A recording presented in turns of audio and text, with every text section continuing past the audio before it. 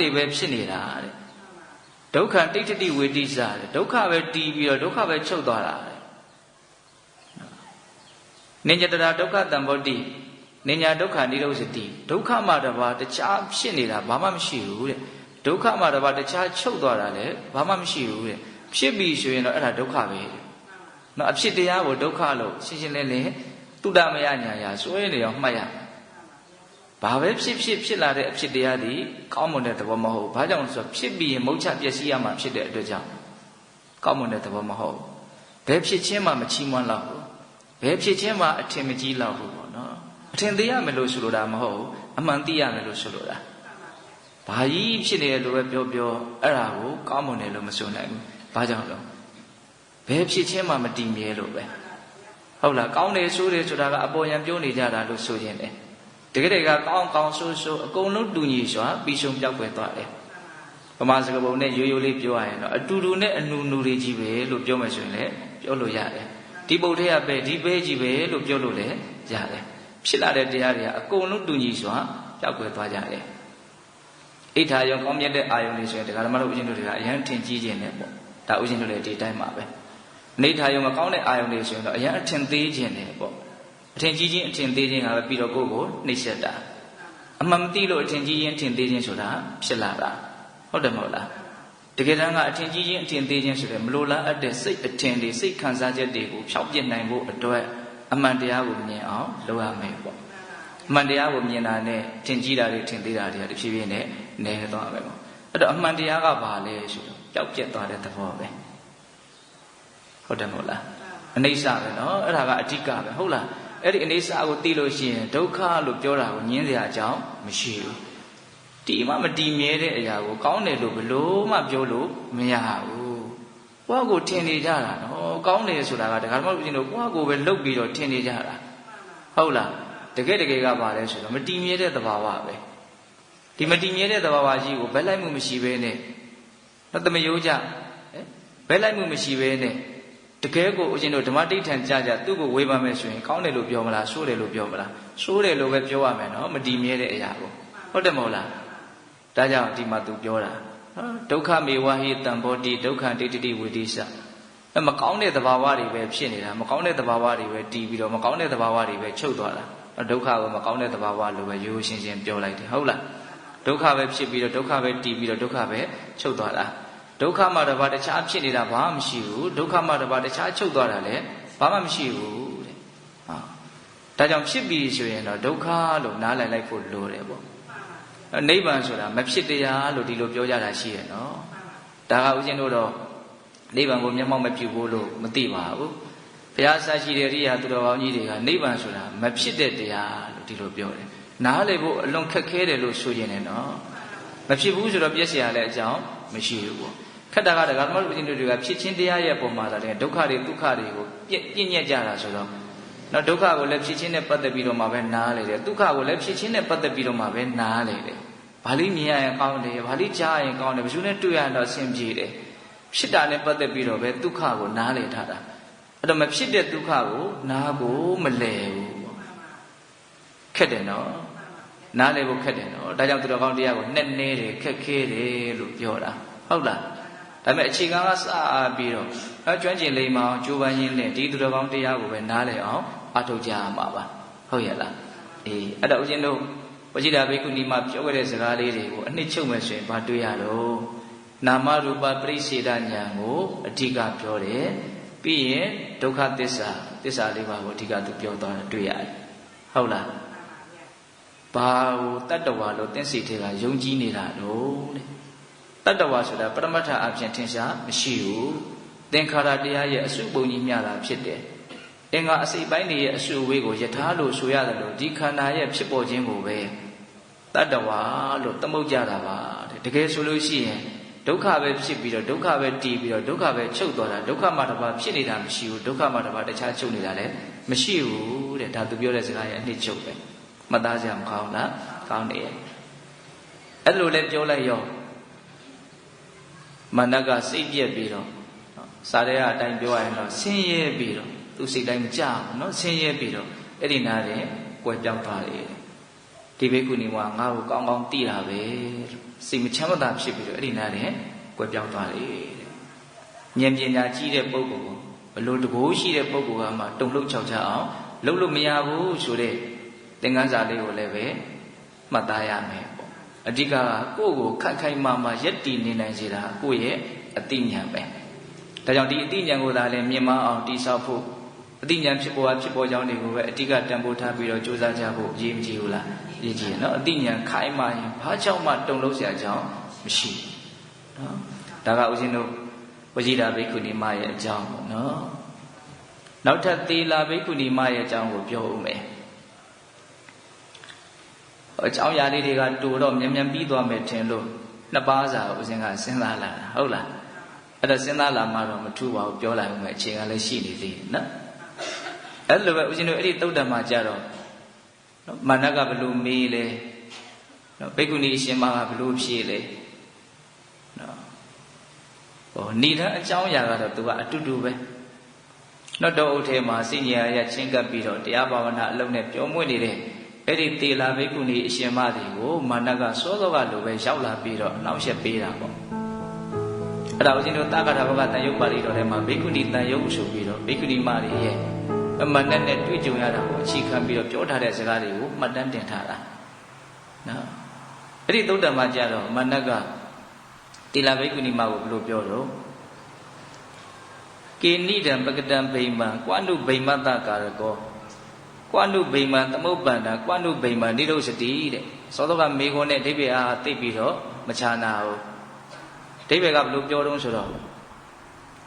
ဒံဗိမံဟောဒီအယုတ်ကိုကေနအဘယ်သူကပကတံပြုထားတယ်တဲ့နော်ဒီခန္ဓာကိုယ်ကိုအယုတ်လို့ပြောတာလေးကိုတော့ဥဒ္ဒရာသဘောကျဗိမံအယုတ်ဟုတ်လားအခုခေတ်အနေနဲ့ဆိုရင်ဒါလေးကပိုးပြီးတော့ကြည်ပြည့်ပြည့်စဉ်းစားကြရကောင်းတယ်နော်ဆီလီကွန်တွေနဲ့လူယုတ်ကလေးတွေလောက်ထားတာမရှိဘူးလားရှိရတော့တော်တော်ကိုတူအောင်ဒါဟိုလူတယောက်ရဲ့ဖြည့်ဆည်းမှုမျိုးနဲ့တတ်နိုင်တဲ့များဖြည့်ဆည်းနိုင်တဲ့အဆင့်ထိရောက်အောင်လှုပ်ထားနိုင်ကြတယ်လို့ဆိုရဲအော်စရာပဲဒါပေမဲ့အဲ့ဒါပါလေအယုတ်ပဲလေဟောအယုတ်လို့သိတဲ့အခါကျတော့အဲ့ဒါနဲ့ပတ်သက်ပြီးတော့ခန်းစားချက်ကဘာမှမလေးနဲ့ဘူးဟုတ်တယ်မဟုတ်လားအဲ့ဒီအယုတ်ကြီးခေါင်းပြက်ပြီးတော့ပြတ်တက်ထွက်သွားလို့ပျက်စီးသွားလည်းပဲစိတ်ထဲမှာဘာမှမဖြစ်ဘူး။ဘာလို့ဆိုအဲ့ဒါကအယုတ်ပဲလေ။ဟုတ်တယ်မဟုတ်လား။တကယ်လို့သာလူတယောက်ကိုရှိမှခေါင်းပြက်ပြီးကြသွားတယ်ဆိုဘယ်လိုနေလဲ။အရန်တုံလုံးခြောက်ချသွားတယ်။ဘာလို့ဆိုကိုယ်စိတ်ထဲကအဲ့ဒါကိုအယုတ်လို့မမြင်နိုင်ဘူး။ဒါကိုကျတော့ဘယ်လိုမြင်တော့တတ္တဝါလို့မြင်တယ်နော်။အဲ့ဒီခြားနာချက်ကလေးကိုအစဉ်ကတွေးစီနေတာဟုတ်လား။အယုတ်လို့မြင်တဲ့အခါမှာခံစားချက်ကအရန်ပေါ့ပါတယ်။တတ္တဝါလို့ထင်တော့ခံစားချက်ကအယံကိုလေးသွားတယ်အဲ့တော့ဒီနေ့မှာတတ္တဝါဆိုတာကပရမတ္ထအဖြစ်တာထင်ရှားမရှိတာသမုဒိသစ္စာအဖြစ်တော့ရှိတယ်နော်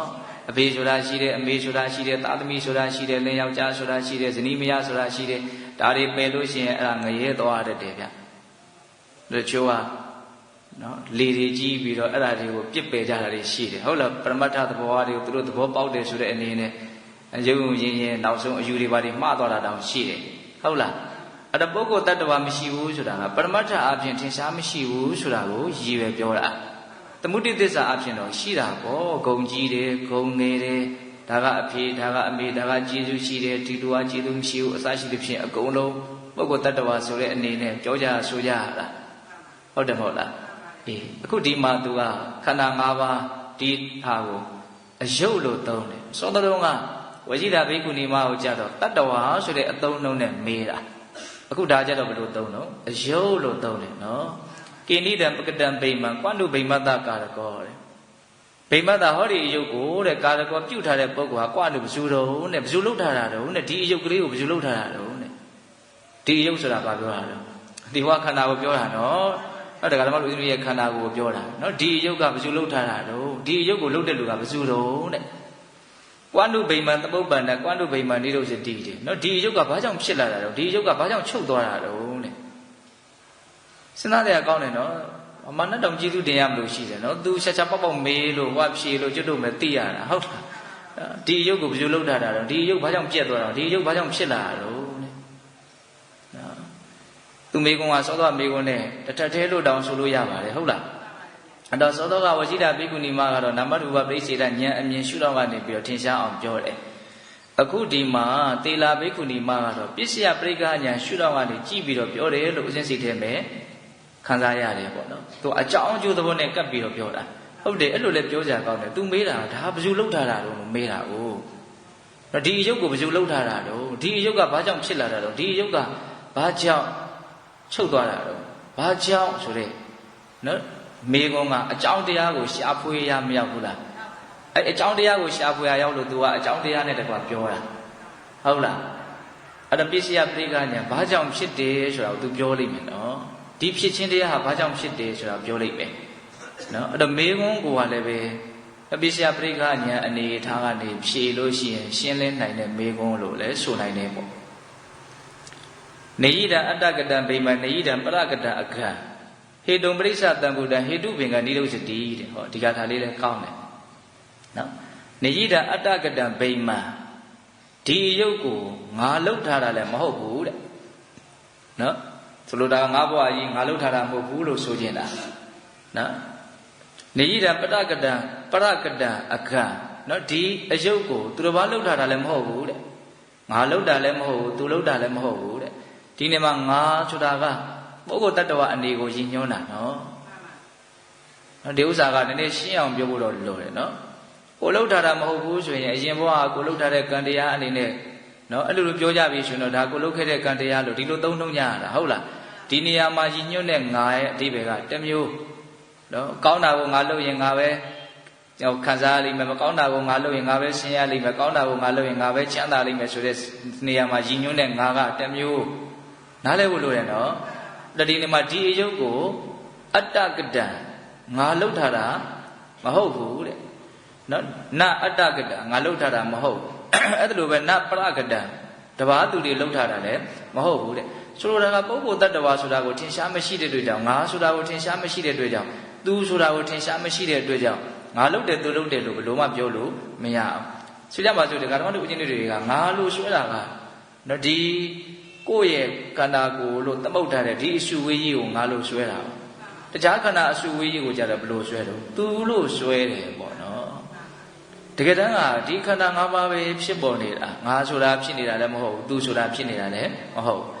ဒါကြောင့်ငါလှုပ်ထားတယ်လို့ပြောလို့မရတယ်လို့သူလှုပ်ထားတယ်လို့ပြောလို့လည်းမရဘူးတဲ့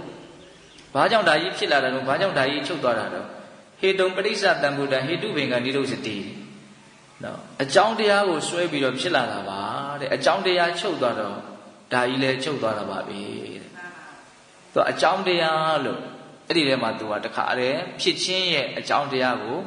ခြုံပြီးတော့ပြောလိုက်တာပေါ့ဖြစ်เสียအကြောင်းရှိလို့ဖြစ်လာတာနော်အဲ့တော့ဖြစ်เสียအကြောင်းကဘာလဲလို့မေးရင်ဒကာဓမ္မတို့နားလည်ထားပြီးသားကံစေဥတုအာဟာရပေါ့နော်အယံထင်ရှားတာကစပြီးတော့စဉ်းစားကြည့်ခြင်းနဲ့ဆိုရင်အာဟာရကိုစဉ်းစားကြည့်တဲ့နဲ့အဲ့ဒါကဓမ္မတို့ဦးဇင်းတို့အခုရှင်းနေတာစားတော့ဝါမျိုးထားတဲ့အာဟာရဓာတ်ကလေးကိုအမိပြုပြီးတော့ရှင်းနေတာအဲ့ဒါကိုအကြောင်းခံပြီးတော့ရှင်းနေတာဖြစ်နေတာအဲ့လွန်ခဲ့တဲ့9ရက်လောက်ကစပြီးတော့ဘာမှရေကားစဒီပိုက်ထဲကိုမထည့်ခဲ့ဘူးအရေတွေအဖက်တွေဘာမှမထည့်ခဲ့ဘူးဆိုရင်ဒီအချိန်မှာဒီလိုဘယ်လိုမှနေလို့မရဘူးဟုတ်တယ်မဟုတ်လားအကြောင်းတရားကြောင့်ဖြစ်နေတာဆိုတာအလွန်ထင်ရှားတယ်ပေါ့နော်ဒါပေမဲ့တရားဓမ္မတို့ဦးဇင်းတို့တွေကကိုယ်စွမ်းနဲ့ကိုယ်ရက်တည်နေတယ်လို့ထင်နေကြတာကြီးပဲဒါဦးဇင်းတို့လည်းဒီတိုင်းပဲတက္ကာဒိဋ္ဌိတန်းလန်းနဲ့နေတာဆိုတော့ငါအစွမ်းနဲ့ငါရက်တည်နေတာလို့ထင်နေတာအမှန်ကငါရက်တည်နေတာလားအာဟာရကိုအကြောင်းခံပြီးတော့ဖြစ်နေတာလားအာဟာရကိုအကြောင်းခံပြီးတော့ဖြစ်နေတာပြောရင်ဒီမြင်နေရတဲ့ရုပ်အစုဝေးကြီးကိုပါစအာဟာရတကပြောင်းလဲလာတဲ့အစုဝေးကြီးလို့ပြောမယ်ဆိုတော့ပြောလို့မရဘူးလားပြောလို့ရတယ်နော်ဒါပေမဲ့ဒီပုံစံကလေးဒီရုပ်ရည်ကလေးဒီလိုအနေအထားလေးကျမ်းမာရေးအခြေအနေရုပ်ရည်အခြေအနေ